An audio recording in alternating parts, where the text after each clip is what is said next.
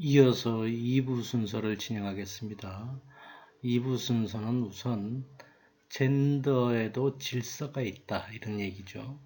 우선 결론 삼아 먼저 얘기하자면 남성다움 여성스러움이 있다 그러면 어느 게 더 우위에 있느냐 라고 얘기하면 남성다움이 훨씬 더 우위에 있다 이런 얘기죠.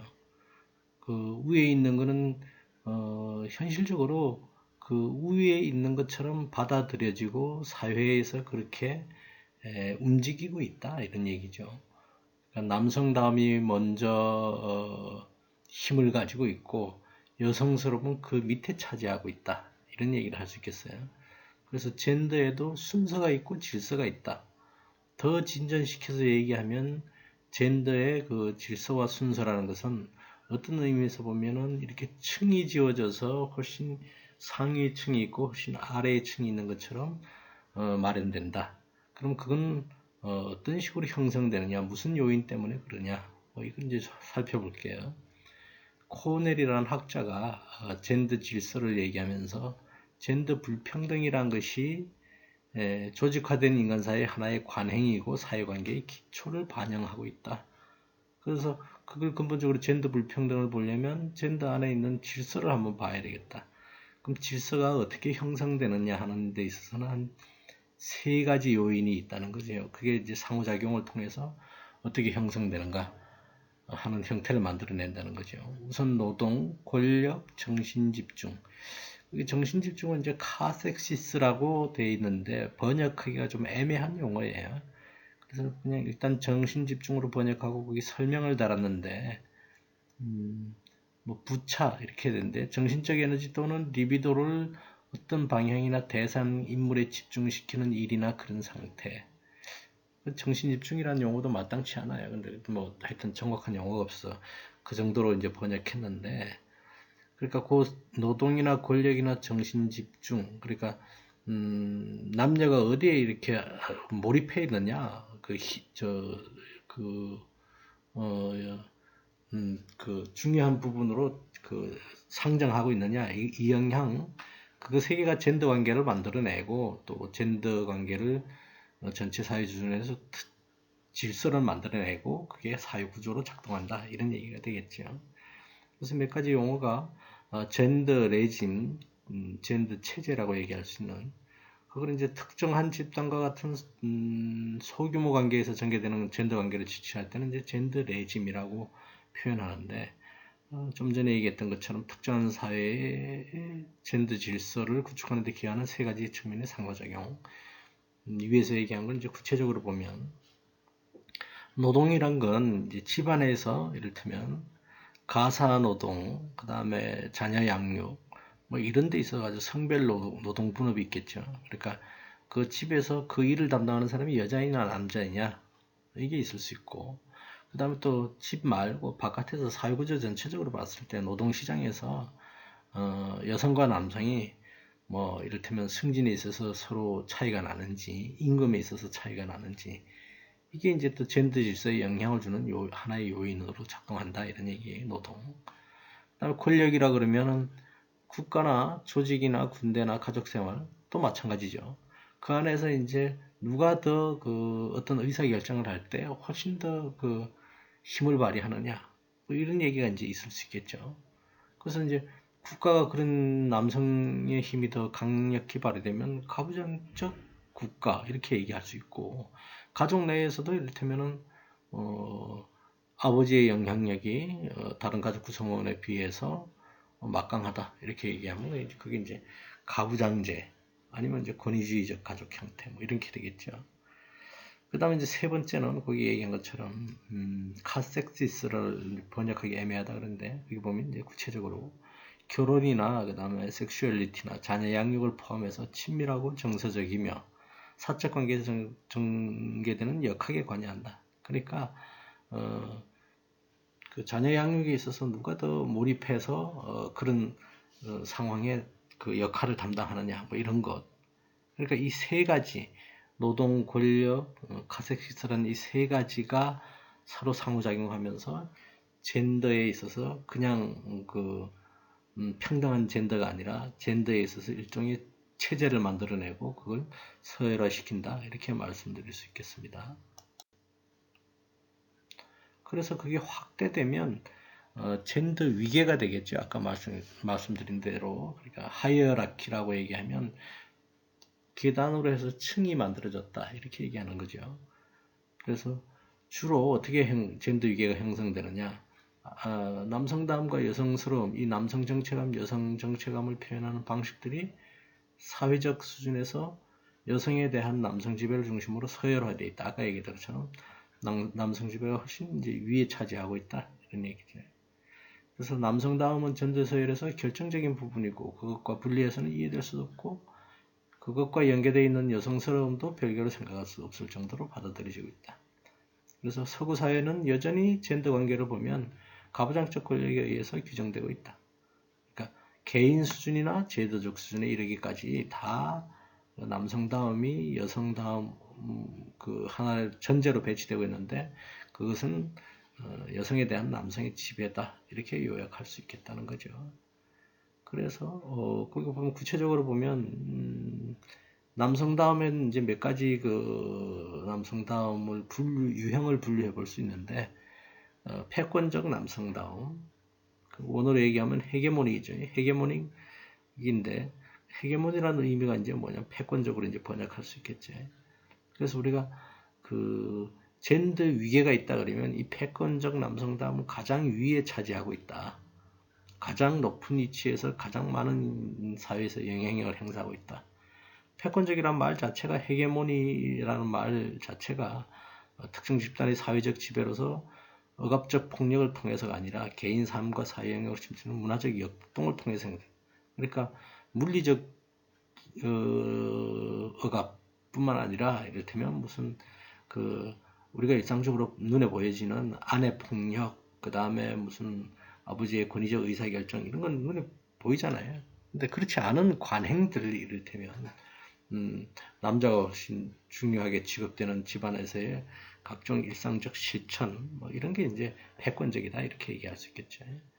그 다음에 이제 이런 건 주로 어떻게 이루어지냐면 미디어나 교육이나 이데올로기나 심지어 스포츠와 음악 같은 데서도 이 헤게모니가 작동한다 라고 얘기할 수 있습니다. 그 다음에 이성애의 결혼이랄까 그 다음에 권위랄까 유급직이랄까 근력 뭐 이런 건 육체적 강인함 이런 게 이제 패권적 남성다움을 상징하는 그 요소가 되겠다 라는 말을 할 수 있죠. 그래서 우리가 구체적으로 예를 들어 보면 현실 속에서 남성의 예라 그러면 이제 영화에서 보면은 아놀드 슈왈제네거가 맡은 그 근육형 남자의 역할 있잖아요. 그런 거. 그 다음에 음악인 50센트 같은 경우, 기업인, 지금은 이제 대통령이 되었지만, 도널드 트럼프, 그 다음에 실베스타 스텔론, 브루스 윌리스, 장클로드 반담. 주로 이제 그 통을 벗어 제끼고 근육을 자랑하고 남성다움을 이제 표현하는 뭐 이런 사람들이 이제 헤게모니, 즉 그 남성다움이다. 근데 이거는 이제 그 많은 사람들이 포진해 있지 않고 일부분의 남성만 포진되어 있다 이렇게 얘기할 수 있겠죠. 그 다음에 남성다움은 또 하나의 남성다움은 그 헤게모니 남성다움보다는 조금 아래의 위치에 있는 공모적 남성다움이 있겠죠. 그래서 공모적 남성다움이라 그러면 실제로는 뭐 아직도 더 많은 남성들이 가부장적 질서 속에서 패권적 남성다움이 지니는 우월적 지위에서 특권을 얻는다. 가부장적 프리미엄 뭐 이렇게 얘기했잖아요. 그러니까 뭐냐면 남자들은 대다수가 사회 전체가 남자들한테 유리한 시스템으로 돼 있으니까 그 덕택에 그냥 남자로 살아가는데 유리함을 누리고 산다 이렇게 얘기할 수 있겠죠. 말하자면 뭐 이런 거 아니겠어요. 이를테면은 밤거리 길을 지나가는데 늦은 시간이면 여성들은 언제나 성폭력이나 이런 위험에 그 두려워하면서 그 지나가야 되겠지만 뭐 남자들은 이제 그럴 필요까지는 없는 거라고 그러면 그 사회 전체가 이제 그 남성 위주의 사회로 움직이는 데 한 덕택인 거다 이런 얘기죠. 그래서 그런 게 이제 그 뭐 공모적 남성 뭐 이거는 구체적으로 이제 그 남자들이 공모한다는 얘기의 의무보다는 가만히 있어도 그냥 이제 그 덕을 볼 수 있다. 가부장제의 프리미엄을 본다. 이런 뜻이겠지. 그 다음에 이제 복종적 남성다움이라고, 그것은 뭐 말 그대로 이제 복종하는 거니까 지체계, 명령체계에 이제 그 잘 따르는 형태의 남성다움이 이제 그, 그 밑에 자리 잡은 남성다움이겠지. 그 이제 남성다움 4개인데 마지막으로 최하에 자리 잡는 건 말하자면 이제 남성다움 중에서도 그 동성애하는 남자들 같은 경우에는 그 이를테면 아까 얘기했던 무슨 진정한 남성이라 그럴까, 헤게모니적 남성다움에 소속되어 있는 사람들의 정반대 형태란 얘기죠. 오죽하면 남자가 여자처럼 뭐 이렇게 이런 표현을 쓰는 거죠. 그래서 이제 그 남성다움은 저 젠더 서열의 제일 아래에, 그러니까 동성애 같은 경우는 그 남자끼리 세계에서는 남성다움의 범주에도 넣지 않는 제일 아래 이제 위치시킨다 이런 얘기죠.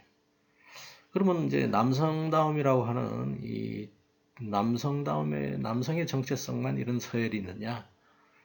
여성에 있어서도 서열이 있다 이런 얘기죠. 근데 이 여성다움의 서열은 굉장히 이제 그 남성다움 서열보다는 한 칸 밑에서 이제 복종적 위치에서부터 시작된다. 뭐 그건 이제 뒤에서 그림에서 한번 더 설명드릴게요. 그래서 복종적 여성스러움. 뭐 이거는 이제 설명하지 않아도 위에 뭐 복종적 남성다움도 설명하지 않지만 설명하지 않아도 알 수 있는 얘기니까 명령 체계에 이제 잘 복종하는 뭐 이런 시스템이죠.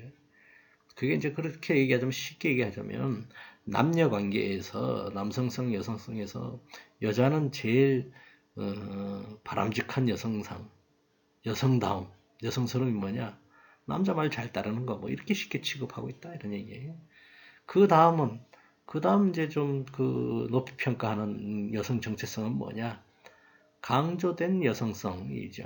그건 뭐냐면 패권적 남성다움의 주요 보충물 뭐 이렇게 해놨잖아요. 남성에 대한 이해와 욕구를 충족시키도록 지향되어 있다. 이런 자질은 젊은 여성은 성적 감수성, 나이 든 여성에게는 모성. 이런 이미지는 미디어 광고 마케팅 선전에 폭넓게 이용, 마릴린 먼로 같은 사람이 이제 이런데 해당된다 이렇게 됐잖아요. 그러니까 뭐냐면 저 강조스러운 여성스러움은 이런 표현을 원래 쓰면 안 되는데 이해를 돕게 하자고 얘기하자면 요즘 흔히 하는 그냥 그 시쳇말로 하면은 쭉쭉빵빵 뭐 이런 얘기를 하잖아요. 그러니까 뭐냐면 아까 얘기했던 헤게모닉 남성다움의 주요 보충물이다 이렇게 얘기하는데 우리가 아까 영화에도 나왔지만 007 시리즈에서 남자가 얼마나 멋있게 나와요. 근데 이제 꼭 그게 보면은 본드 글이 등장하잖아요. 근데 본드 글이 이제 하는 게 뭐냐면은 그 남성하고 대적해 있던가 남성을 도와주던가 아니면 그 영화에서 남성하고 이제 그 어떤 섹스 장면을 연출한다든가 뭐 이런 모습으로 그려진다 이런 얘기예요. 그러니까 이제 영화에서 그렇지만 이제 사회에도 현실적으로 이쁜 여자는 이제 그 남성들한테 그 보조적 역할을 하는 거다. 그러니까 젊었을 때는 이쁜 게 중요하지만 커서는 또 그 저 결혼해서는 또 이제 어머니로서 역할을 다 해야 되겠죠. 그러니까 현모양처 이데올로기가 따지고 보면 이 강조된 여성스러움의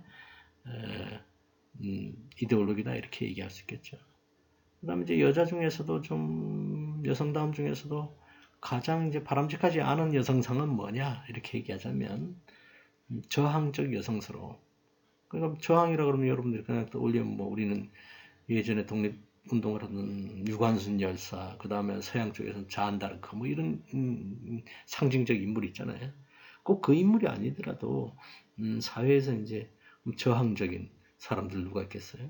이를테면 뭐 시위가 있다면 앞장서는 여성들 뭐 이렇게 얘기한다든가 아니면 뭐 여기에서 보면은 주로 이제 뭐라고 얘기하냐면 세 번째 나온 것처럼 페미니스트를 포함해서 레즈비언 뭐 그러니까 사회의 정규적인 질서 이런데 이제 벗어나 있는 사람들 그 노처녀나 조선원, 마녀, 매춘부 무슨 심지어 단순한 육체 노동자까지 포함해서 이제 저항적 여성스러움으로 이제 범주화 시키죠. 그래서 그 강조된 여성스러움의 범주를 거부하는 복종적 여성스러움, 그 다음에 저항적 목소리를 낼 수 없을 뿐만 아니라 역사에서는 숨겨진 삶으로 치부돼 제대로 평가하지 못함. 우리가 이제 무슨 사회학자들 중에서도 이를테면 우리가 같은 영향력을 가진 이론을 발표해도 여성보다는 남성이 훨씬 주목받는 사회의 역사가 있었다. 뭐 이런 반성을 하자 그러면 바로 이런 이유 때문에 그렇다 이런 얘기죠. 그래서 이 네 가지의 여성 정체성, 그 다음에 그 네 가지 남성 정체성은 다 서열로 매길 수 있겠다. 위계가 있다. 그래서 그 표를 한번 보시면 뭐냐면 이 패권적 남성다움이라 하는 게 제일 위에 차지하고 있어요. 젠더 위계상으로. 그래서 위로 올라가면 더 강하고 밑으로 가면 이제 덜 강하게 되는데, 그래서 패권적 남성다움의 순서를 보게 되면은 공모적 남성다움이 패권적 남성다움보다는 그 밑에 뭐 등수로 따지면 2등, 그 다음에 여기 3등, 복종적 4등 이 정도 된다는 거죠. 근데 일단 패권적 남성다움이 이렇게 차지하고, 여성다움이라고 그러면 이 여성다움은 패권적 남성다움 밑자리, 그리고 2등하는 공모적 남성다움에도 못 올라가는 남성다움으로 치자면 3위 정도 하고 있는 이 정도 위치에 있다 이런 얘기예요. 그리고 이제 그 밑으로 이제 점점 내려가면 동성애적 남성다움 정도로 이제 여성다움이 사회적인 그 영향력을 발휘한다 그러면 저항적 여성다움은 훨씬 그 아래다 이런 얘기예요. 결론 삼아 얘기하자면 남성다움, 여성다움이라는 게 각각 유형으로 구분될 수 있는데, 남성다움이 여성보다 위에 있고 그 다음에 각각의 남성다움과 여성다움이 있는데 그것조차도 불균등하게 여성들이 불리한 처지의 상황에 위치해 있다 이렇게 설명드릴 수 있겠습니다. 이러한 남성 중심의 그 젠더 서열이라는 것 자체가 근래에 들어서 변화하는 조짐을 보이고 있다. 이건 이제 표현하기는 이제 위기 성향이라는데 어떤 의미에서 보면 사실 뭐 위기라는 표현보다는 뭐 바람직한 방향으로 바뀌어간다고도 볼 수 있겠죠. 그러니까 평가 자체를 이제 가치 중립적으로 표현하면 위기 성향 이렇게 해놨는데, 젠더 정체감이라는 게 끊임없이 바뀌고 적응되는 자질이라는 의미에서 보면 서구 사회가 젠더 위기를 맞이하고 있지만 이 위기 국면의 어떤 의미에서 보면 반발하는 경향도 좀 보인다. 그러니까 젠더 서열이 변화하는 그 조짐이 보이는 게 뭐냐. 첫 번째는 제도화의 위기. 그게 보면 전통적으로 남자 권력이 이를테면 남자 권력을 이제 그 뒷받침하던 제도들이 있죠. 가족 국가. 뭐 이런 것 자체가 이제 서서히 무너져 가고 있다 이런 얘기예요. 그래서 옛날 같으면 남자가 지배력을 형성하니까 이혼이 허락되지 않았잖아요. 근데 이제 이혼, 가정폭력, 강간, 세금제도에서 연금제도 같은 데서 주로 이제 그 남성들한테 유리하게끔 적용되던 것들이 이제는 여성 친화적으로 법제화되고 있기 때문에 제도적으로 보면 이제 양성평등 쪽으로 해서 여성들의 힘이 이제 신장되고 있다. 그렇기 때문에 기존의 젠더 서열이 좀 위기처럼 보인다. 이렇게 얘기하는 거죠. 그 다음에 섹슈얼리티 자체가 이제 바뀌었다. 이런 얘기예요.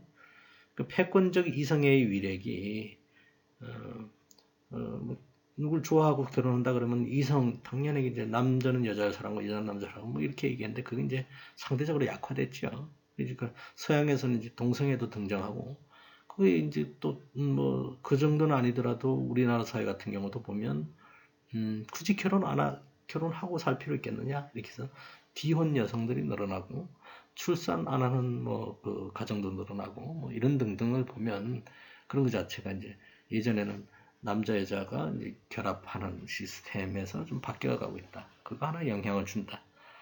그 다음에 이제 이해관계 형성의 위기는 기존에 이제 젠더 위계가 배치되는 새로운 이해관계가 등장한다 이런 얘기예요. 기혼 여성들이 이제 인권 신장을 벌이고 있다든가, 그 다음에 게이 운동이나 그 다음에 그런 걸 보면, 그 다음에 또 남성들 사이에서도 성차별주의를 반대하는 태도, 이런 가치관들이 이제 점점 더 증가하게 되면서 기존의 젠더 서열이라는 게 균열 조짐을 보이고 있다. 이렇게 이해할 수가 있겠습니다. 그건 이제 그 이어져서 이를테면은 남성성이라고 하는 게 사회경제적 변화 때문에 남성다움이 위기를 젠더 서열의 변화뿐만 아니라 위기에 이르게 됐다. 이런 평가도 있다. 이런 얘기를 하겠습니다. 남성다움의 변형. 그래서 과거 한때 평균적인 남성은 노동시장에서 신분상의 안정도 보장받고 가족이나 사회 전체 속에서도 위치가 보장됐죠. 근데 이제는 여러 가지 요인이 작동해서 남성 스스로나 스스로에게 있어서나 객관적 역할에 있어서 모두 이제 그 위치를 안정적으로 유지하기 힘든 불안한 상황에 놓여 있다. 이런 얘기지. 이제 실업이 없는 시대, 완전 고용 시대에서는 남성들이 다 직장을 가지고 있고 집안에 밥벌이 노동을 하고 있기 때문에 별 상관없었지만 남성다움을 유지할 수 있었지만 남자의 권위를 유지할 수 있었지만 이제는 뭐 실업 같은 게 있다 그러면 집안에 실업자로 들어앉으면 위기가 이제 증대하겠죠. 그 다음에 이제 범죄 같은 경우도 보면 현대사회에서 남자들의 역할 변화 폭력성 연관성이 있는데 과거 남자들의 목표는 사회적으로 인정받는 당당한 직장, 그 다음에 아내와 가족을 부양하는 밥벌이 역할자, 뭐 이런 거에 이제 충분히 하면 됐다면, 그만 충실히 하면 됐다면, 이제는 그러한 역할을 한다는 것 자체가, 이를테면, 뭐, 밥벌이 노동을 열심히 하다 보면 집안일에 소원할 수 있겠잖아요. 그런 이유. 그 다음에 또 여성들이 또 독립성이 더 강화됐기 때문에, 또 그런 이유. 그런 것 때문에 이제 남성들이 이제 남성다움이라는 게 옛날 과연 뭐 근육질 몸매를 자랑하고 남자답다고 하는 그 상남자가 이제 현대사회에서 저 바람직한 남성상으로 받아들여지느냐? 그렇지 않을 수 있게 됐다 이런 얘기죠. 그 다음에 의미의 위기, 결혼이나 남녀 관계가 과거처럼 이제 안정성 있는 관계가 아니다 이런 얘기죠. 그러니까 이제 뭐 변화되는 의식이 생겼다. 그 다음에 심지어 미디어 같은 데도 보면 남성들이 이제 뭐 예전 같으면 안 하던 화장품 광고에 나온다든가 뭐 이런 형태. 그 다음에 저기 보면 이제 응보적 남자 이런 거 있잖아요. 남성다움을 유지해야 되면서. 그러니까 남자는 남성다움도 유지해야 되지만 또 남성답지 못한 사람들은 비난하고 폄하하고 뭐 이렇게 해야 되죠. 그래서 이제는 뉴맨이라고 그래서 새로운 남자를 요구하는데 이를테면 결혼한 사람이라고 그러면 뭐 연애 과정에서는 남성다워야 되는 매력을 뿜뿜 내야 되겠지만 그리고 이제 결혼하게 되면 아버지의 역할을 또 충분히 발휘해 줘야 된다. 그러니까 이제 돈도 벌어와야죠. 남성다운 매력도 여전히 지니고 있어야 되겠죠. 아버지 역할도 수행해야 되겠죠. 옛날에는 그냥 돈 벌어오면서 남성다운 역할만 하면 충분히 이제 아버지의 권위를 다 되살릴 수 있던 사회에서 이제는 이런 걸 다 해야 된다 이런 얘기예요. 그러니까 뭐 돈도 잘 벌어와야 되고 이를테면은 아침 일찍 일어나 가지고서 이를테면은 횡단보도에서 어린이 이제 교통 안내 같은 경우도 예전에 이제 어머니들이 보였지만 요즘은 이제 아버지들이 보이는데 그런 아버지들이 그 역할도 해야 되고 그럼 그것까지 하고 출근해야 되겠죠. 뭐 이제 그런 거. 그다음에 이제 뭐 남자들 세계에서는 이제 뭐 힘을 통한 지배력 뭐 이런 것도 보여줘야 되고 뭐 이런 등등 이제 요구되고 있다 이렇게 말씀드릴 수 있겠습니다. 그 다음에는 이제 우리가 앞서서 얘기했지만 이제 성소수자란 표현을 LGBT라고 이제 얘기한다 그랬죠. 그래서 그게 이제 성소수자를 표현하는 용어가 심지어 이제 맨 처음에는 LGB까지만 그러니까 레즈비언, 게이 그러니까 남성 동성애자, 여성 동성애자 그다음에 바이섹슈얼이니까 양성애자까지를 이제 성소수자를 일컫는 용어로 쓰다가 그 다음에 이제 트랜스젠더까지 포함하는 용어로 썼죠. 그러니까 네 번째 보면은 그게 성소수자라고 그러면 레즈비언, 게이, 양성애자, 트랜스젠더를 합쳐서 부르는 말이다. 그 다음에 이제 더 용어가 좀 확대되는 의미가 있는데 LGBT, AIQ 이렇게 되면은 거기 AIQ까지 들어갔다는 얘기지. 그러니까 무성애자.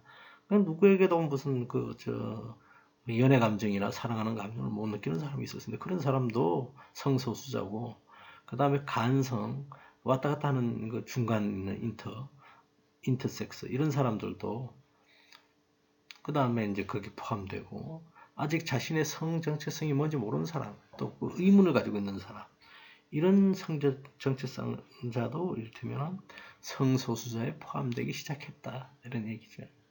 그 다음에 이제 거기에다가 LGBTQIAP 이렇게 또 확대되는 수가 있는데 그렇게 되면 보면 아까 무성애자까지는 포함됐잖아요. 퀘스처너, 간성 무성애자. 거기에다 이제 범성애자까지 모든 사람에 대해서 다 그냥 뭐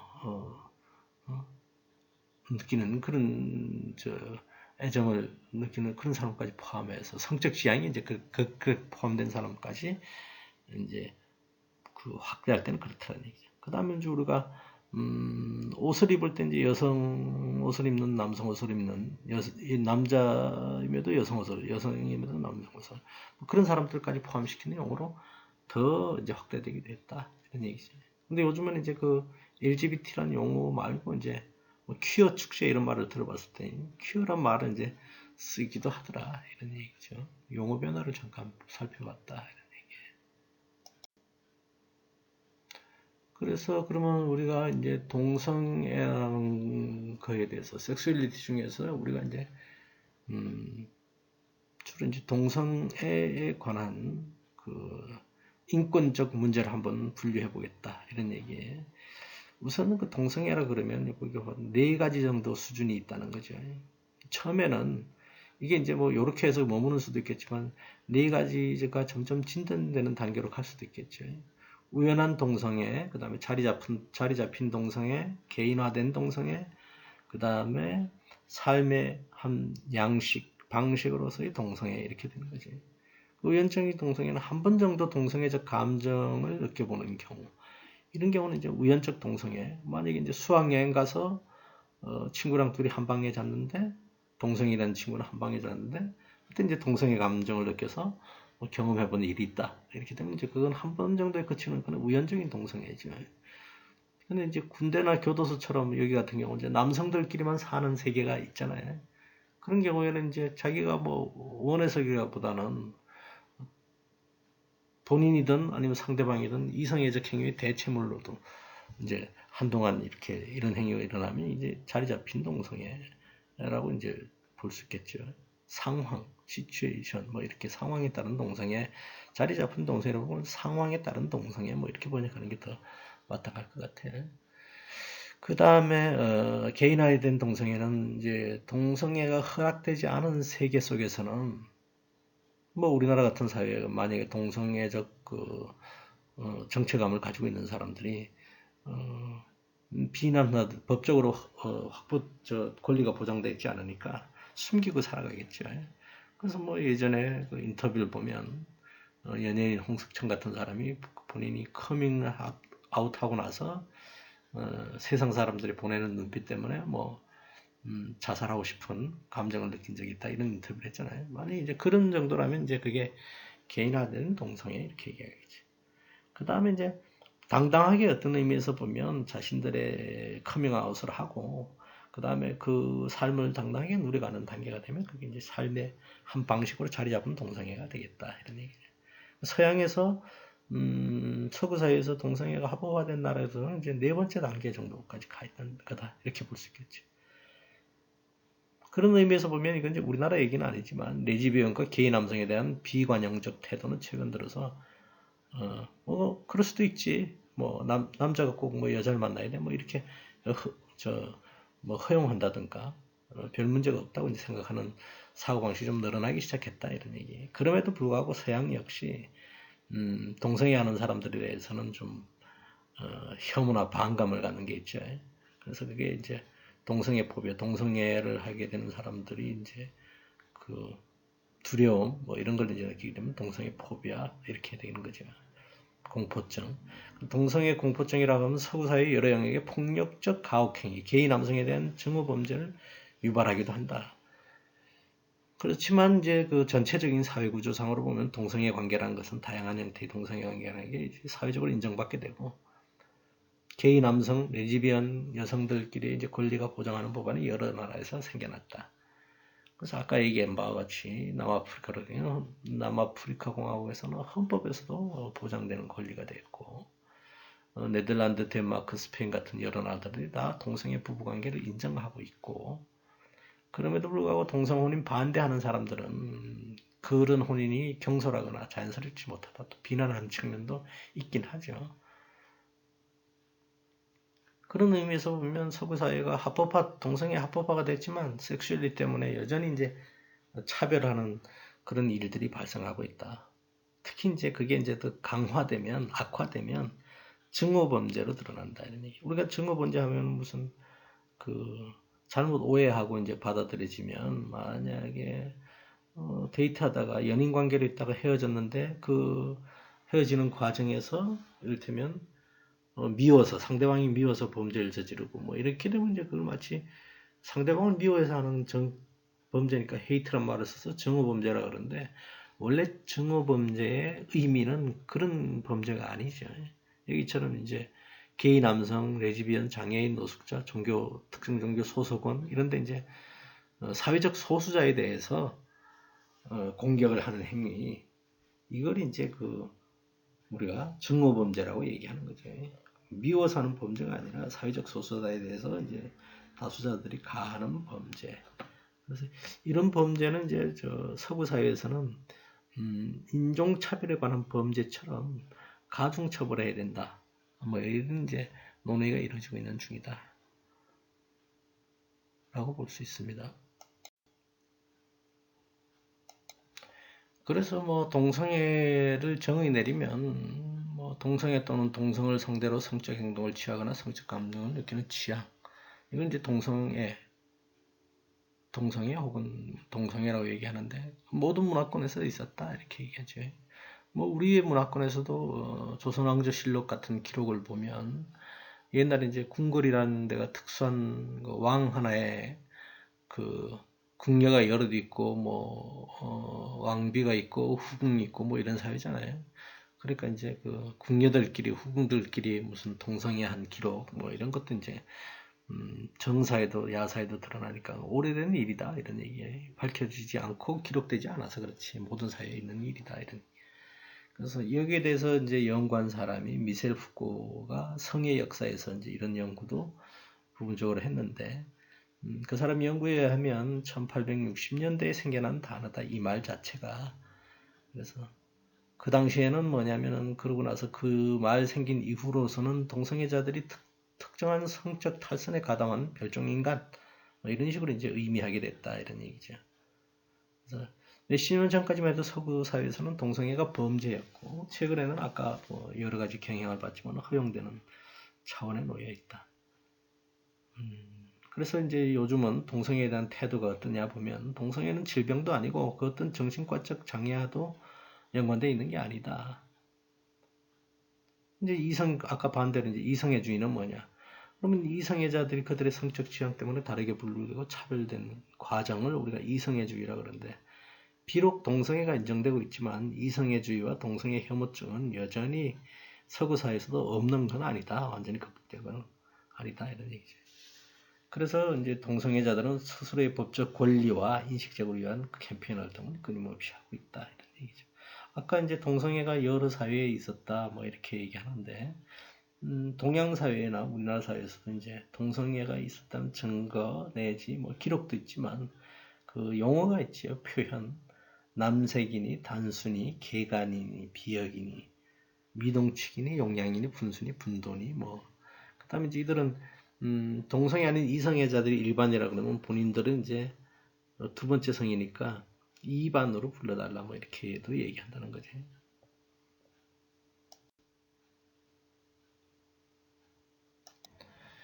그 다음은 이제 젠더 불평등에 관한 이론에 대해서 좀 살펴보도록 하겠습니다. 우선 젠더 불평등에 관한 이론을 보면 크게 분류하면 여기 이제 기능론적 관점, 기능론이란 이론이 있고 젠더 불평등에 대해서, 나머지는 이제 페미니즘 이론들이 있는데 페미니즘 이론은 이제 한 4가지 정도로 다시 이제 분류해서 생각해 볼 수 있겠어요. 그러고 나서 이제 최근에 들어서는 이제 포스트 모던 이론이랄까 퀴어 이론 뭐 이런 식으로 해서 또 새로운 이론이 등장하는 거기까지는 간략하게 살펴보도록 하겠습니다. 기능론적 이론이라고 그러면 한마디로 얘기하면 남녀가 이렇게 그 성이 서로 다르게 해서 태어나고 그 다음에 다르다는 것은 사실은 사회적인 역할에 있어서도 다르다. 기능도 다르다. 기능론이니까. 기능도 다르고 역할도 다르니까 남자가 이런 일을 하고 여자가 저런 일을 하는 건 당연하다 이런 얘기죠. 기존의 이제 분업이라는 게. 그러니까 이를테면 근데 그게 그것 자체가 이를테면은 남성들이 좀 유리하고 여성들은 남성들이 바깥 일을 하고 공적인 업무를 담당하고 여성은 사적인 일을 하고 집안 일을 주로 하게 되는 이게 이를테면 그 남녀의 역할과 기능은 그런 역할과 기능은 당연하다 이런 얘기죠. 그러니까 한마디로 얘기하면 젠더 불평등이 있는 건 남성과 여성의 차이에서 유래하는 것이니 그 다음에 기능적 역할에 따른 것이니 그거는 당연한 것이다. 이렇게 이제 인정하는 거죠. 그리고 이제 성 불평등이 있다, 젠더 불평등이 있는 게 뭐 어떠냐? 그 사실은 그래야지만 사회가 잘 유지된다. 이런 의미를 가진 이론이라고 볼 수 있겠어요. 그래서 보면 젠더 차이가 사회적 안정과 통합에 기여하는 측면을 입증하고자 하는 이론이고 남녀 간의 노동분업은 생물학적 사실에 기반하고 그러다 보니까 여자나 남자는 생물학적 현실에 의해서 최상의 선택으로 각자의 업무를 수행하는 것이다. 농업에서 성별분업을 이관점에 비춰보면 그럼 정당하냐? 예를 들어서 우리나라 농사 짓는 사람들, 뭐 기존은 이제는 기계가 있으니까 좀 달라졌지만 옛날에는 남성들은 쟁기질을 해서 밭 가는 일을 주로 하고 여성들은 씨 뿌리고 그 다음에 씨를 수확하고 이런 많은 노동을 다 하잖아요. 그럼에도 불구하고 집안에 들어오면 여성들이 가사나 양육 노동을 다 담당해서 밥 짓는 일을 다 하고 남자들은 그냥 밥 먹기만 하고 뭐 이게 이제 추석이나 설 명절 같은 데도 그대로 이어지니까 이제 사실은 이제 그 가족끼리의 갈등도 여기에서 유리하고 이러잖아요. 그러니까 뭐 농업에서 성별 분업이 있는 게 그 기능과 역할이 공평하게 분배됐다고 볼 수는 없다 이런 얘기죠. 페미니스트들이 이제 그런 주장을 하는 거죠. 그래서 대표적인 학자로 이제 머독이라는 학자가 있는데 이 사람은 이제 여자는 가사 및 가족 의무에 집중하는 한편 남자들은 바깥 일을 담당하는 게 현실적이다 하고 편리하다. 그래서 자기가 한 200여 개 문화권에 있는 그 연구를 해봤더니 성별 노동 분화가 다 사회마다 있더라. 그러니까 이게 생물학적 프로그래밍, 그러니까 본능적으로 뭐 이렇게 된 건 아니더라도 사회가 아마 이런 식으로 조직돼서 운영되는 게 가장 마땅하니까 여러 사회가 다 이런 식으로 성별 노동 분화가 남자 하는 일이 따로 있고 여자 하는 일이 따로 있는 게 아니냐 이런 주장을 했다는 거죠. 머독은 이제 인류학자고 그 다음에 탈코트 파슨스라고 하는 사회학자, 기능주의의 대표적인 이론가죠. 이 사람은 성공적인 사회학의 핵심적인 관건은 어디에 있느냐? 가족에 있다. 그래서 가족에 있는데 그 사회와의 각각 역할이 다르다는 거지. 여자는 자녀 양육과 보호의 역할을 책임하더라. 아이들을 양육하고 보호하고. 그리고 그 다음에 이 아이들을 또 정서적으로 지지해주고. 그런 역할이니까 주로 이제 표현적 역할 담당자이더라. 이러니. 그 역할을 다 해야 된다. 이러니. 그럼 남자들은 그 사이에 뭐 하느냐? 바깥에 나가 돈 벌어와야 된다. 도구적 역할. 즉, 가족의 생계 책임자 역할을 수행해야 된다. 밥벌이 노동. 돈 벌어가지고 밥 벌어먹고 살려면 바깥에 나가 돈 벌어와야 된다. 이런 얘기. 그래서 남녀 간의 생물학적 차이에 기반해서 상보적인 역할 분담이 가족 교육 속에 확실한 보장이다.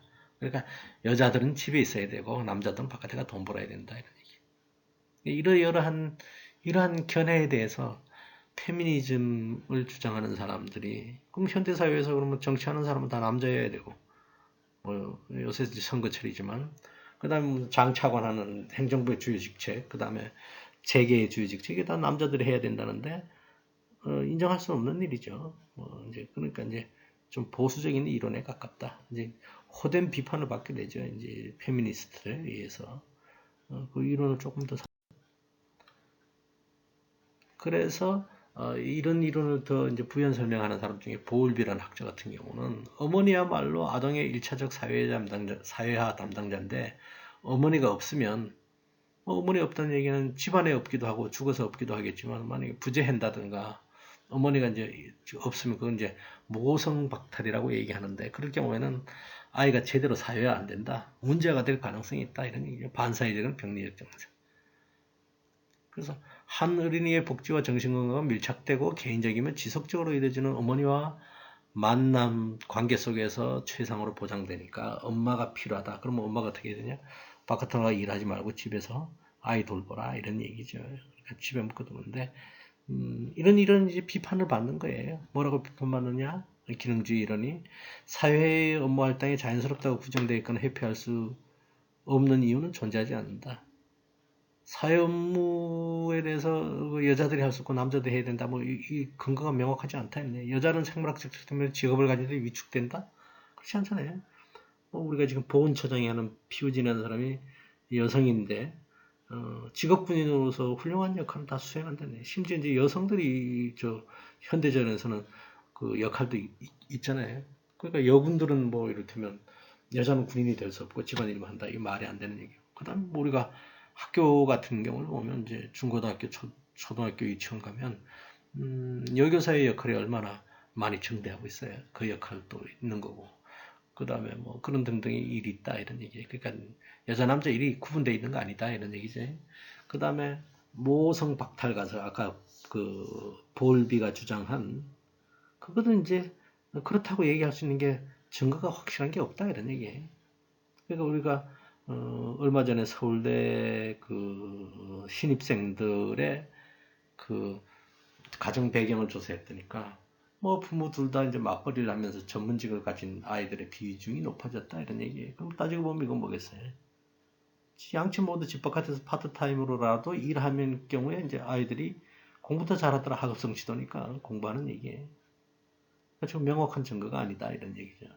그다음에 원만한 가족을 운영하기 위해서 표현적 여성이 필요하다. 아까 파 선생가 그런 얘기했는데 그게 증거 없는 얘기지 그냥 자기 주장이다 이런 얘기예요. 그런 비판을 하더라. 뭐라고 얘기하느냐면 이를테면은 그 뭐 그 흑인 아이들이 굉장히 자아가 강하다. 어? 남들이 뭐 이렇게 좀 희롱하든가 아니면 좀 이렇게 그 왕따 뭐 집단 따돌림을 해도 꿋꿋이 견딘다 뭐 이런 그 자아가 강한 것 같아 자기 주장 강한 것 같아 뭐 이렇게 얘기했다는 거예요. 그러니까 이 벨룩스라는 사람은 뭐냐면 그거는 하도 인종차별이 심한 사회니까 집에서 너 나가서 당당해야 돼.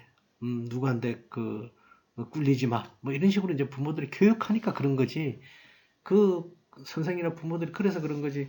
그 아이 스스로가 무슨 그런 정체감을 타고났다든가 그런 성격의 소유자다 이렇게 얘기할 수는 없다 이런 얘기. 그러니까 결국 뭐냐 흑인 여자 아이들을 그렇게 정체성이 형성된 거는 인종차별이 심한 미국 사회의 사회구조 결과다 이런 얘기예요.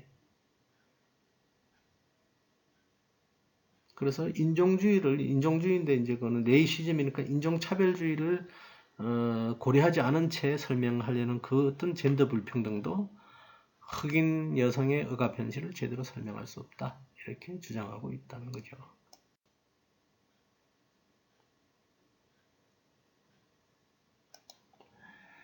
그 다음에 이제 포스트 모던 페미니즘. 포스트 모던 페미니즘은 말 그대로 이제 우리가 모던 페미니즘이라 그러면 이제 앞서서 얘기했던 현대 근대 사회를 설명하는 이제 페미니즘인데 그걸 벗어났다는 얘기예요. 그러니까 이거는 포스트 모더니즘이라고 하는 특별한 사상적 조류하고 연관을 가지고 있는데 주로 이제 프랑스에서 있었던 후기 구조주의 그러니까 포스트 스트럭처리즘, 포스트 구조주의라고 하는 그 사람들 대표적인 사람으로는 이제 리오타르라든가 뭐 데리다랄까 그 다음에 락강이랄까 뭐 이런 사람들이 있어요. 이제 그런 사람들 이론을 기반으로 해서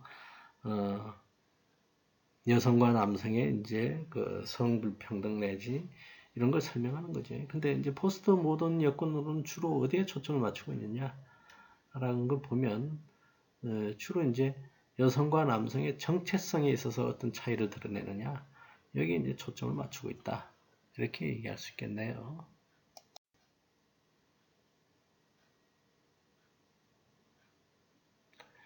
그 다음에 퀴어 이론도 마찬가지로 이제 근래에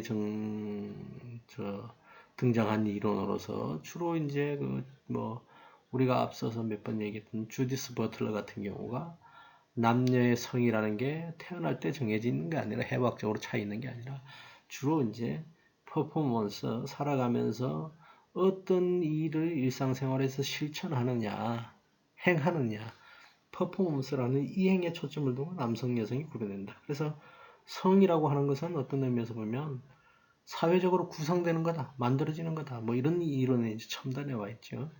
그걸 이제 퀴어 이론에서 이제 주창하기로는 주로 이제 성 정체성이라는 거 따지고 보면 어떤 사회에서는 이렇게 정체성을 얘기하고 그 다음에 어떤 사회가 되면 이 정체성을 훨씬 중요하게 얘기하지만 그것처럼 마치 우리가 이제 그 현대사회에 와서 예전에는 이성애자라는 정체성이 주류 정체성이라 그러면 현대사회에 와서는 또 이성애자 아닌 다른 정체성이 주류도 될 수 있으니까 언제든지 우리가 정체성에 대해서는 좀 열린 자세로 우리가 남녀 정체성을 남성다움, 여성다움을 고정관념을 벗고 이제 받아들일 준비를 해야 된다. 뭐 이게 이제 퀴어 이론의 핵심이 되겠죠. 원래 이제 퀴어라는 말 자체는 이제 기묘한 이런 거 이성애자들이 이제 동성애자들을 비하고 모욕을 주는 말로 쓰기 시작했는데 오히려 그러면 그래 우리 이 말 쓰겠다 이래서 당당한 단어로 바꾸고 시작하면서 이제 퀴어 이론이 이제 등장했죠. 그래서 이제 우리도 퀴어 축제 이래가지고 본인들이 이제 퀴어란 말을 QUER 이 말을 이제 본인이 쓰기도 하죠. 그 다음에는 이제 젠더와 성노동. 성노동인데 우리가 보면 어떤 경우에는 이제 성노동으로 표현하고 어떤 경우는 성매매로 표현하기도 하죠. 똑같은 행위인데 이제 용어가 다른 거예요. 그래서 성매매라고 표현하는 그러니까 우리가 예전 용어로 하면 매춘이죠.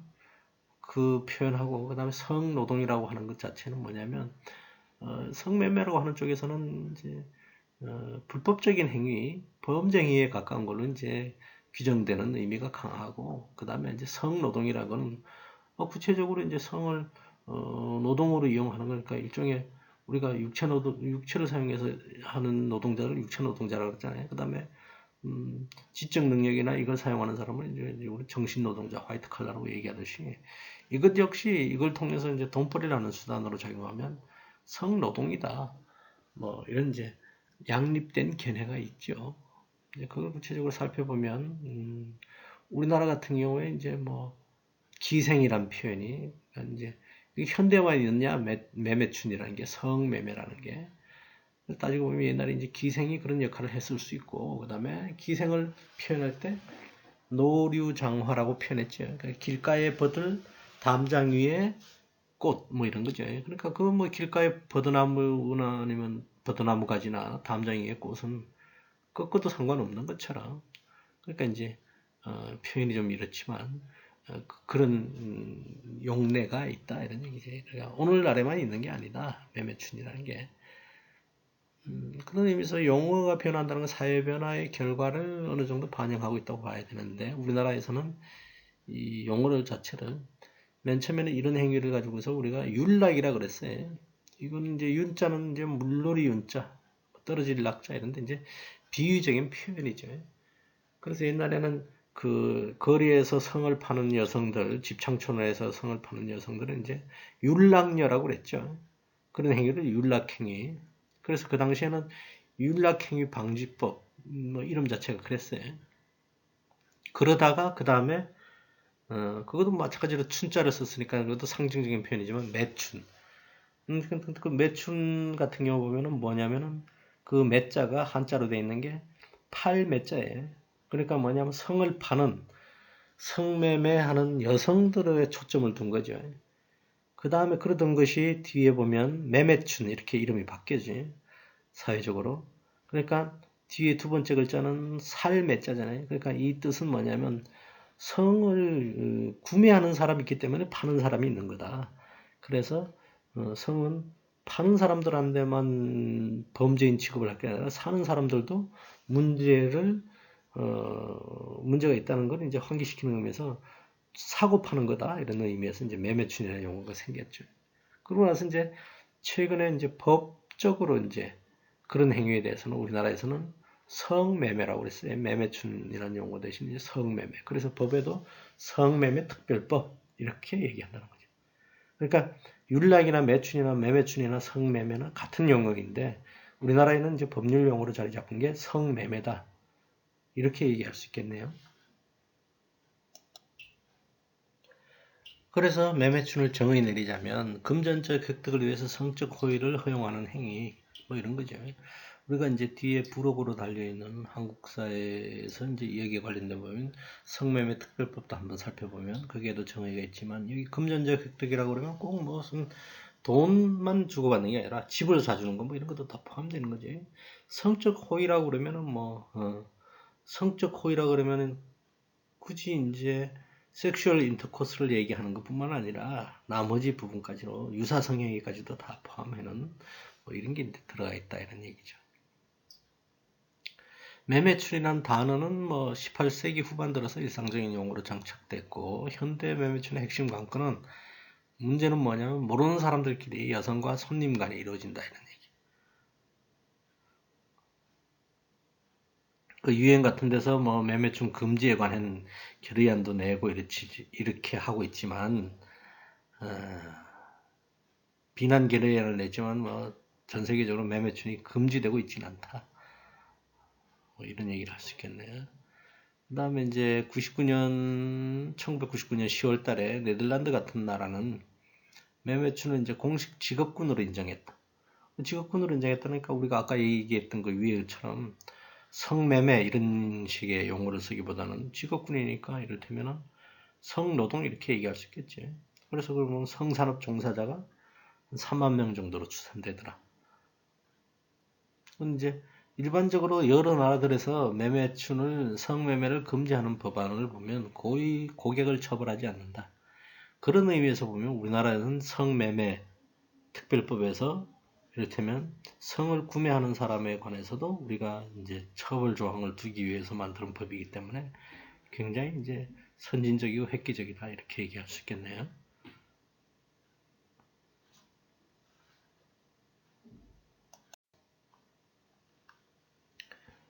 그 다음에 똑같은 행위지만 우리가 성매매를 성노동이라는 차원에서 살펴보는 견해에 대해서 좀 설명을 드리면 오늘날 사약자에게 성매매는 성노동의 한 형태로만 널리 인지되고 있다. 성노동이라는 것은 동의가 이루어진 성인들끼리 물론 이제 역사적으로 봐서는 아동에 대한 성착취 노동도 있었지만 금전적 교환을 매개로 성적 서비스를 제공하는 것으로 규정할 수 있다. 그러니까 성노동이 앞에 있는 매매춘하고 정의가 똑같은 거죠. 그러니까 관점을 어디에 두느냐, 노동자로 보느냐, 아니면 범죄 행위에 가까운 일탈로 보느냐, 이게 이제 차이가 있겠죠. 그래서 뭐 매춘부가 있는 것처럼 성노동자의 대다수는 여성이 되겠더라.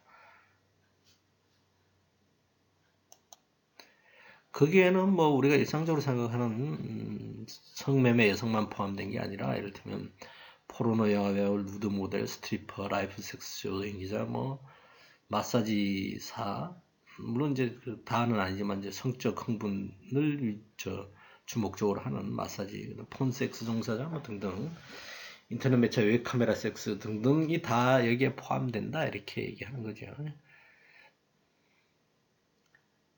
그래서 원래는 이제 1970년대 원조 성노동자 개념에서는 여기에 종사하는 매춘부나 그 외의 여성들의 현실을 탈락인시키는 것이 목표다.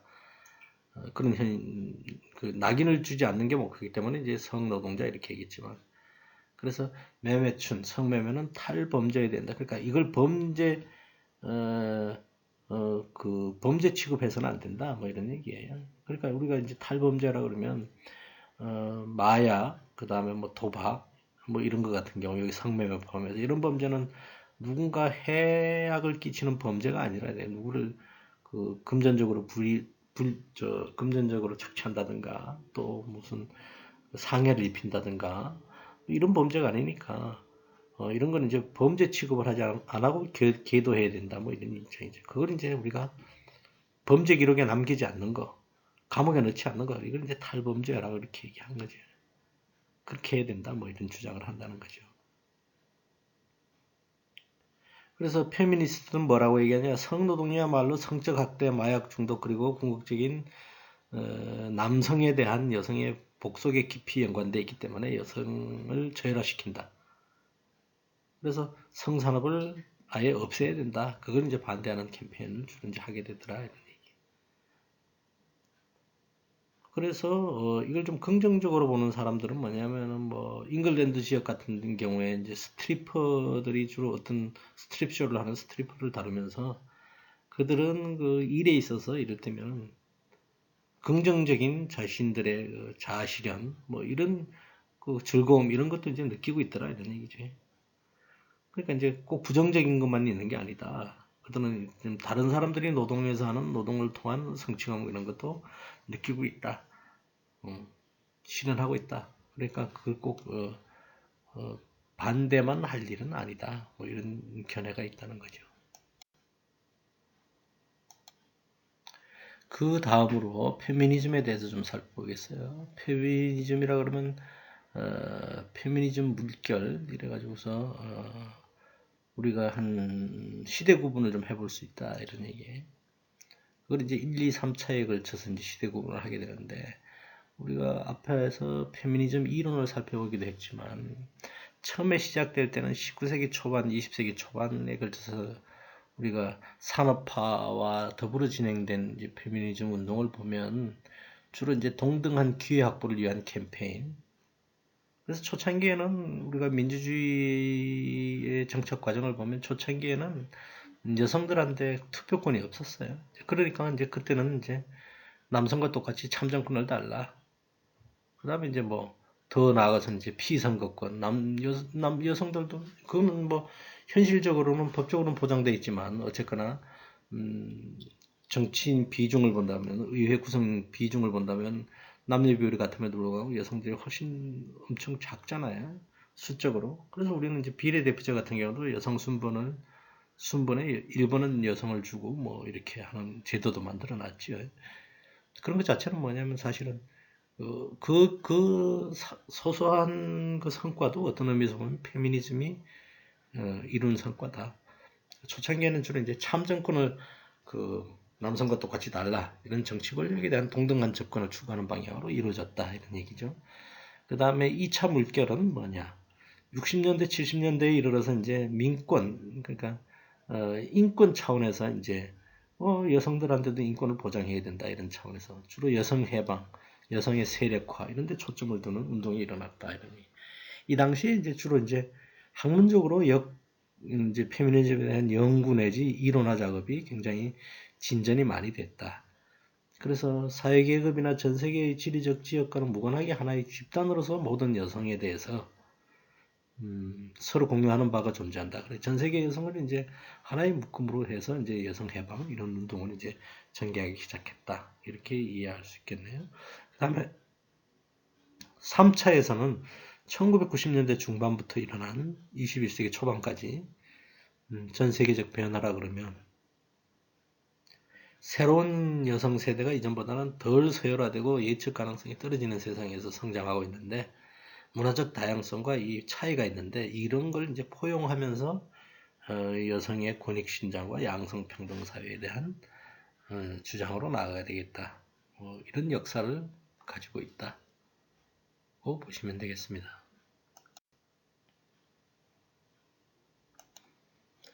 네, 본 강의는 여기까지고 그 다음에 우리가 그 참고 자료를 통해서 몇 가지 사실을 더 우리가 살펴보도록 하겠습니다. 우선 우리나라에 있어서 성매매에 관련된 법이 있죠. 그래서 우리가 줄여서 성매매 특별법이라고 그러는데 그것은 두 가지 법을 합해서 성매매 알선 등 행위 처벌과 처벌에 관한 법률, 성매매 방지 및 피해자 보호 등에 관한 법률 이 두 가지를 합해서 우리가 성매매 특별법 이렇게 시작하죠.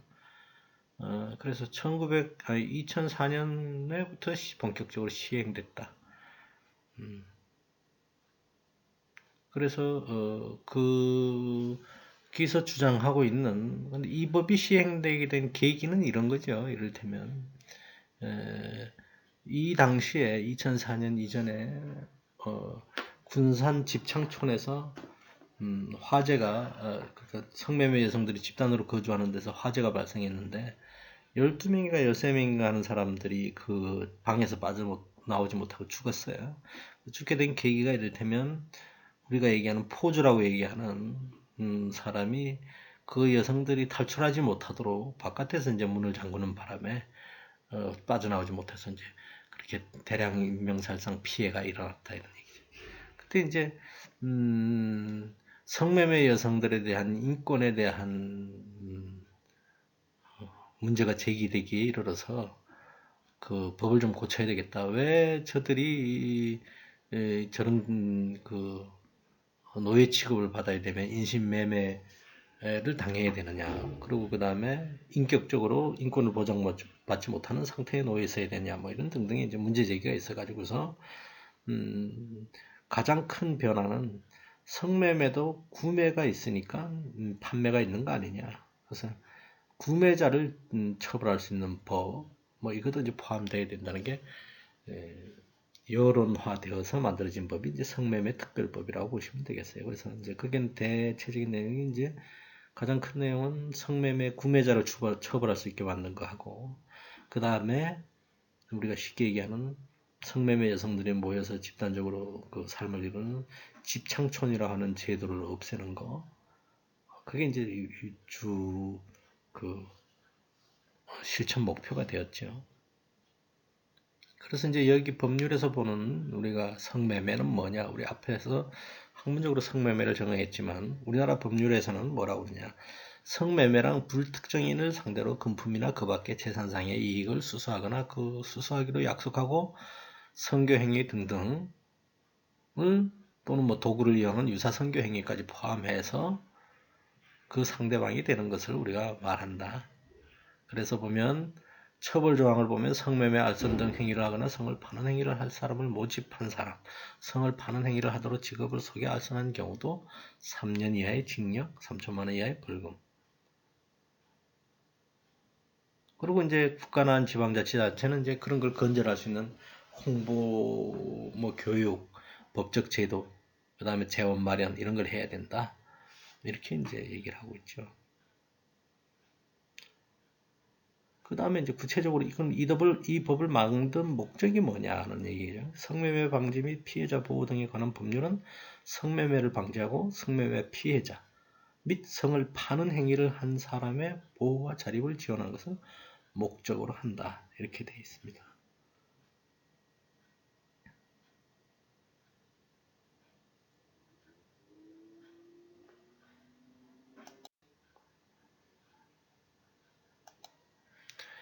그 다음 자료는 뭐 아까 얘기했던 성매매 특별법이 만들어진 계기, 그 다음에 이제 성매매 특별법을 두고 그 위헌 공방을 한 얘기를 소개시켜 놨는데, 두 번째 줄에 보면 이렇게 성매매 특별법 위헌 여부를 두고 공방전이 치러졌다.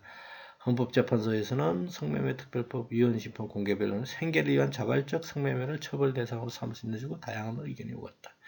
뭐 이 얘기를 소개시켜 드린 이유는 뭐냐면, 아까 우리가 성매매라는 걸 범죄로 취급해서 이를테면 범죄화 하고 뭐 탈범죄해야 된다 이런 얘기도 있었지만, 여기 보면 생계를 위해서 자발적인 성매매 뭐 이런 얘기를 했을 때는 이거는 우리가 여태까지 얘기했던 거 똑같은 행위지만 성노동의 차원으로 봐야 되느냐 뭐 이런 이제 논쟁이 있을 수 있다는 거죠. 근데 그거는 이제 법률적으로 이제 성매매로 볼 건지 성노동으로 볼 건지 그건 이제 뭐 그 판단하는 사람들의 가치관이 개입되기 마련이지만, 사회적으로 적어도 그에 대한 그 최소한의 동의가 이루어지려면 그건 이제 사회적 차원의 이제 그 여론이 그렇게 이제 기본적으로 뒷받침이 돼야 될 것이다.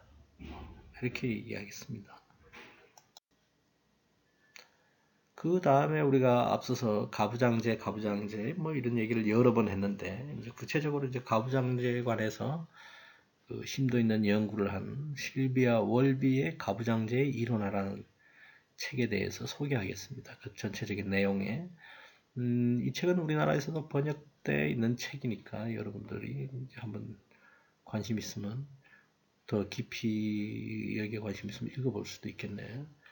일단 이제 가부장제라고 그러면 어떤 얘기를 하고 있느냐? 가부장제란 이제 남자가 여자를 지배하고 억압하고 착취하는 하나의 사회적 관행, 이걸 이제 가부장제라고 이름 짓는다 이런 얘기죠. 가부장제의 이제 정의를 그렇게 내릴 수 있다. 근데 이제 이 실비아 월비라는 사람이 가부장제를 이제 어떻게 파악하고 있느냐라고 보면, 자본주의는 일반적으로 성별 노동 분업을 통해서 가부장제에서 이득을 취한다. 제가 아까도 얘기했지만, 이를테면 쉽게 얘기하면 이런 얘기죠. 뒤에 이제 마저 읽고 할까요? 집안에서 가부장 개인의 손에서 발생하는, 가부장이니까 이제 아버지죠. 아버지 개인의 손에서 발생하는 여성 지배인 사적 가부장제는 완화되었지만, 집합적 양상을 보이는 정치나 노동시장에서의 공공영역의 가부장제는 여전히 재력, 권력, 지위에서 분리된 상태에 있다. 여성들은 집에서, 짐이 아니겠지, 집에서 해방되어 이제는 사회 전체로부터 착취하는 정황에 놓여 있다. 즉, 이 사람 얘기는 무슨 얘기냐면, 이 얘기는 공적 가부장제, 사적 가부장제가 있다 그러면, 여러분들도 느끼겠지만 집안에서 이를테면 여자아이를 설거지시키고 남자아이들은 가만 있게 한다든가 뭐 그런 형태, 그 다음에 무슨 그 집안에서 눈에 띄지 않게 보이지 않게 일어나는 여성차별, 뭐 이런 거는 이제 많이 줄어들었다 이런 얘기예요. 집안에서 이제 양성평등적 위치가 좀 이제 그 공고히 변화돼 가고 있는, 공고한 이제 성불평등을 완화시키면서 변화돼 가고 있는 추세인데, 문제 자체는 공적 가부장제라 할 수 있는 사회 전체는 이제 변하지 않고 있다. 그래서 이 사람은 이제 그런 걸 이제 문제 제기하고 있죠. 그래서 이를테면은 여기서 이제 가부장, 그 개인의 손에서 발생하는 가부장제, 사적 가부장제는 이제 문제가 많이 이제 완화되는 상태에 있었지만, 공적 가부장제는 여전히 해결할 그 문제가 많이 남아 있다. 이렇게 얘기하겠죠. 그래서 아까 그 자본주의에서 일반적으로 성별 노동 분업을 통해서 가부장제의 이득을 취한다. 이게 무슨 뜻일까라고 해보면 이런 거죠. 우리가 보통 이제 남자들이 나가서 밥벌이 노동을 하고, 아버지가 나가서 밥벌이 노동을 하고, 엄마는 집안에서 가사와 양육을 통해서 이제 집안 노동을 하죠. 가사 노동을 한다 이런 얘기. 근데 이제 바깥에 나가서 돈 벌어오는 일은 구체적으로 한 달에 월급으로 계산이 되죠. 그러니까 그게 뭐냐면 돈 받고 일하는 거니까 유급 노동이라고 이제 표현하잖아요. 근데 집안에서 일하는 건 누가 월급을 주나요? 돈을 주나요? 근데 그 시간만큼 노동을 하는 거예요, 사실은. 노동도 하고 이제 노동력을 제거하고 시간을 할애해서 하는 건데. 근데 그건 누구도 월급을 주는 게 아니니까, 돈을 주는 게 아니니까 무급 노동이죠. 근데 이제 따지고 보면은 집안에서 그런 일을 하는 어머니가 없다고 생각해요. 가사와 양육, 빨래하고 밥 짓고, 이를테면 무슨 청소하고 뭐 이런 일이 없으면, 빨래한다든가 아니면 무슨 옷을 다린다든가, 그 다음에 아이 필요한 일을 한다든가, 이렇게 되면은 세탁소에 가서 옷을 맡긴다든가, 아니면 도우미 아줌마를 불러야 된다든가, 이런 비용이 들겠죠. 그러니까 그 비용을 지불하지 않고 우리가 바깥에서 돈 벌어서 월급을 가져온다 그러면, 그게 사실 따지고 보면 그 아버지 월급 속에서는 어머니 월급까지 포함되어 있어야 된다. 그러니까 그걸 이제 무급 노동이니까 월급을 안 주고 일하는 거니까, 자본주의 자체가 이제 다 그런 시스템으로 움직이니까, 그걸 통해서 이제 가부장제가 사실은 여성들한테 아무 임금을 주지 않고 이제 그 뭐 착취한다랄까, 이런 상태에 놓여 있다 이렇게 말하는 거죠. 그래서 이제 우리가 그 구체적으로 보면 가부장제가 어떤 방식으로 일어나느냐, 우선 가정에서부터 보면 가사노동이나 자녀 양육 같은 일에서 여성의 무급 노동은 남편 또는 동거남에 의해서 못 쓴다. 좀 전에 얘기한 바가 이제 그런 거죠. 사실 아버지 월급 속에 엄마가 일하는 게 포함되어 있다 이런 얘기. 근데 그게 이제 뭐 엄마한테 보장되는 게 아니니까 이제 그 몰수됐다 이런 표현을 하는 거죠. 그리고 그 다음에 가정에서 생산 관계란 뜻은 뭐냐면, 생산관계에서 뜻은 뭐냐면 이런 거죠. 이를테면 집안에서 일을 함에 있어서도 똑같이 이제 요즘 같은 경우는 맞벌이 부부가 생겨나면 똑같이 바깥에서 노동을 하고 왔는데 아까 농사 짓는 일도 얘기했지만 똑같이 농사 짓고 6시에 땡하고 집에 들어오는데 남성들은 누워서 밥 차리는 걸 먹을 생각을 하고 여성들이 두세 시간을 더 노동해서 밥 차려서 저녁 식사를 하고 그리고 끝나고 또 설거지도 하고 똑같이 농사 일을 해도 그렇게 집안일에서 여성들이 또 가중된 일을 하잖아요. 마찬가지로 이제 그게 이제 맞벌이 현대 사회로 옮겨서 맞벌이로 되면 맞벌이 노동에서 이제 집안 일을 누가 하느냐 이렇게 되면 이제 여성들이 더 많은 노동을 하게 되더라 이런 얘기예요. 그게 불공평하죠. 그게 이제 가부장제라 이런 얘기예요. 가정에서도 일단 가부장제 측면이 있다. 그 다음에 여기 보면은 그 노동시장에서 여성들은 특정 직종이 아니고 직종이겠지. 직종에서 배제되고. 그러니까 이를테면은 고위공무원의 여성이 별로 없잖아요. 그 다음에 그 경제적인 측면에서도 보면은 대기업에서 여성 경영자, 전문 경영인이 별로 없고, 그 다음에 의회나 뭐 사법부나 검찰이나 뭐 이런 등등의 조직에서도 보면 위로 올라가면 올라갈수록 거의 남성이 수장이 된다든가 많은 이제 그 영향이 있는 자리는 남자들이 차지하고 있다 이런 얘기예요. 그러니까 특정 직종에서 배제된다는 건 이제 그런 의미죠. 그 다음에 이제 또 노동 현장으로 들어가서 보면 또 저임금을 받는 숙련이 덜 된 분야에는 주로 이제 여성들이 그 안에 들어가서 일하게 된다. 우리가 이제 그걸 얘기할 때 성별 직무 분리 현상 이렇게 얘기하잖아요. 그러니까 우리가 잘 들여다보면 대학 교수는 남자가 많은데 밑으로 내려가면 내려갈수록 유치원으로 내려가는 거 초등학교 내려가면 여성들이 많아져요. 그 다음에 똑같은 일에도 병원에 가서 일하는데 요즘은 변화된 일도 좀 있지만 언젠가부터 이제 그 간호학과도 남학생들이 많이 이제 진학하기 시작했지만 예전 같은 경우 비교해 보면 거의 이제 병원에서 간호사들은 여성들이 맡는 일처럼 돼 있고 그래도 이제 의사라고 그러면 뭐 여성들도 있지만 남성이 압도적으로 많은 숫자를 차지하고 뭐 이렇게 됐다는 거죠. 그 자체가 남성 중심으로 된 가부장제의 영향이다 이런 얘기죠. 그 다음에 또 세 번째는 국가 자체가 국가 정책에서 이제 남성들한테 유리한 정책을 편다 그러면 그게 이제 국가 자체가 가부장적 국가다 이렇게 얘기하는 거죠. 그 다음에 또 하나는 이제 남성들의 폭력 여기는 이제 성적 문제에서 폭력뿐만 아니라 뭐 육체적인 물리적인 폭력까지 포함해서 남성 폭력은 종종 개인이 가하는 행동으로 보이지만 유형화되고 체계적이다. 그러니까 이게 시스템 자체가 사회 체계 자체가 뭐 이런 거죠. 만약에 어떤 사회가 모범적으로 양성평등이 잘 실현된 사회는 이런 일이 별로 없는데 특히 남성 폭력이라면 남성이 여성에 가하는 폭력을 이제 얘기하는 거죠. 근데 이제 그렇지 않은 사회일수록 이제 이게 비일비재하다 이런 얘기죠. 그래서 우리가 인도 같은 데 가끔 가보면 이제 이런 해외 뉴스가 나오잖아요. 명예살인. 근데 그 명예살인의 대상자가 누구예요? 주로 가해하는 사람들은 남성이고 그 대상자는 피해자들은 여성이잖아요. 그런 경우를 보면 사회 자체가 전반적으로 남성 위주의 사회고 가부장적 사회이기 때문에 이제 그런 일이 아직도 개선되지 않고 일어나는 거다 이렇게 얘기할 수 있겠죠.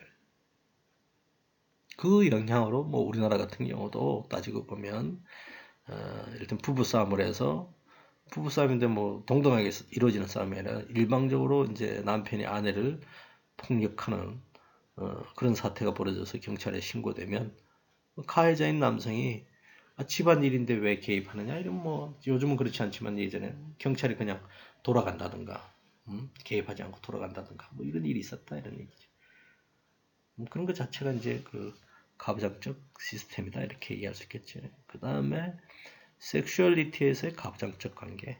아까도 얘기했지만 그 섹슈얼리티라고 그러면 여러 가지가 다 포함되어 있지만 혼전 순결을 강조하려면 똑같이 강조해야지 여성한테만 강조하고 남성은 총각 파티를 해서 총각 낚시를 띄고 장가 가야지만 뭐 바람 남성성이 있는 것처럼 이렇게 묘사된다든가 그다음 결혼하고 난 뒤에도 이를테면은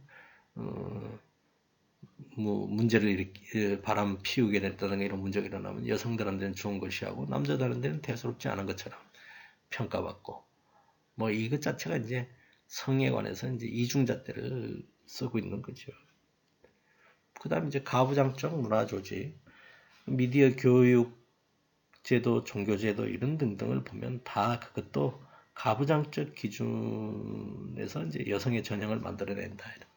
우리가 이제 앞에서 사회화 할 때 얘기했지만 TV에서 방영되는 그 다음에 동화책 속에 드러나는 남녀 역할을 보면 그게 이제 전형적인 여성 역할, 전형적인 남성 역할 이런 데 대해서 차별을 만들어내고 고정관념을 강화시키는 역할을 한다 이런 얘기죠. 이런 것들이 보면 다 여성들이 이제 그 전형이라는 게 여성 정체성에 영향을 미치고 행동 기준을 만들어내고 여기에 영향을 주고 있다 이런 얘기죠. 그러니까 이게 전체적으로 개선되지 않고는 이런 가부장제가 전 사회의 곳곳에서 여러 유형의 차원에서 관철되고 있는 한 양성평등은 개선하기 어렵다. 그래서 이런 부분이 여기 지적한 이런 6가지 부분이 개선돼야 된다. 그래서 이 사람 전반적인 진단을 하게 되면 그래도 이제 가정에서는 양성평등 지향적인 사고방식이나 행동이 실천되고 있지만 사회는 여전히 그러니까 우리가 이제 임금을 비교해 본다든가 뭐 아니면은 그 중요한 직책에서 여성 남성 비율을 본다든가 뭐 이런 걸 여전히 보게 되면 그 다음에 TV에서 무슨 드라마의 남녀 역할을 본다든가 이런 거 보면 여전히 개선되지 않은 측면이 있다. 이런 개선을 통해서 이제 양성평등을 이룰 수도 있겠다. 이런 주장을 한 책이라고 보시면 되겠습니다. 5강 강의는 이것으로 마치겠습니다.